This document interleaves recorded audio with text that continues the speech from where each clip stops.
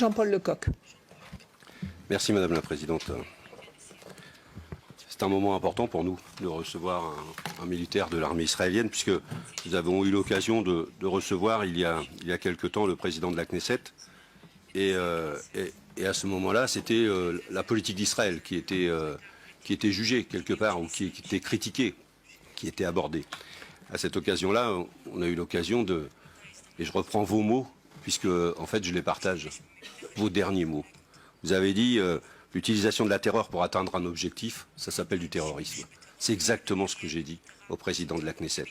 C'est que la politique qui est menée par Israël à Gaza, c'est que la politique d'apartheid qui est menée en Israël, c'est que l'ensemble des dispositions, et la dernière, et moi j'ai eu l'occasion avec d'autres députés d'aller au lendemain de l'opération Plomb durci, rencontrer les autorités, y compris le Premier ministre, ce que votre armée a fait à Gaza à l'occasion de l'opération Plomb durci, c'était un acte d'humiliation et vous avez semé la terreur. Vous avez broyé la zone économique de Gaza, du nord de la bande de Gaza. Elle n'était pas plus haute que 40 cm. Tous les bâtiments étaient broyés sur des kilomètres. Et ça, c'est pas un acte militaire. C'est bien un acte d'humiliation, c'est bien un acte de terrorisme.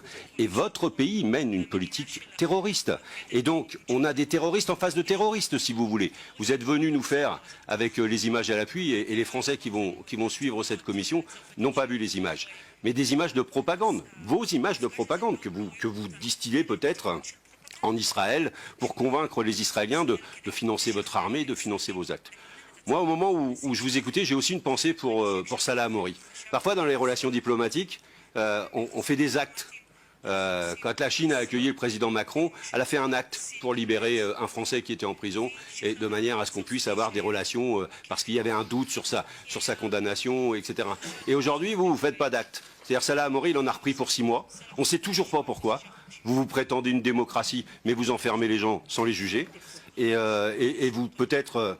que quand on vous pose des questions embarrassantes, je l'ai vu tout à l'heure, sur la question de l'Iran, sur la question de la bombe atomique, vous dites, moi, je ne suis pas là pour faire de la politique. Vous faites de la politique depuis le premier mot que vous avez cité. Et vous ne répondez pas aux questions qui vous embarrassent. Alors, c'est vrai que vous êtes le bras armé de ces terroristes, de ce terrorisme d'État. Et donc, c'est compliqué pour vous de venir nous expliquer. Et je pensais que vous alliez faire ça. Heureusement, vous avez eu la dignité de ne pas venir nous expliquer pourquoi vous avez tiré sur des petits garçons ou sur des petites filles, pourquoi vous avez utilisé des armes qui font des dégâts dans les chairs des personnes, pourquoi vous avez agi de cette manière. Vous prétendez défendre une frontière. La frontière, votre État ne l'a pas reconnue. Il n'y a pas de frontière. Et la ligne de Gaza, c'est une ligne d'armistice, mais qui n'est pas, que vous ne considérez pas, vous, votre État, comme une frontière. Et donc, vous ne défendez pas une frontière. Ensuite, la légitime défense s'entend d'État à État. C'est-à-dire, est-ce que vous avez eu en face de vous une armée qui justifiait la légitime défense de l'armée d'Israël au regard justement de la réglementation internationale. C'était pas le cas.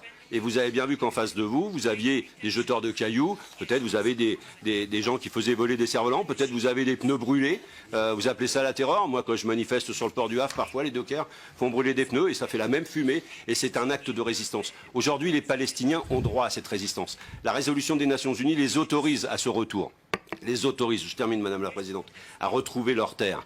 Aujourd'hui, la question qui est posée, c'est le chemin pour la paix, c'est entendre ce peuple palestinien qui ne peut pas rester cantonné dans le ghetto de Gaza. Vous devez les sortir, ils doivent pouvoir retrouver leurs terres et c'est ça l'enjeu. Vous ne pouvez pas utiliser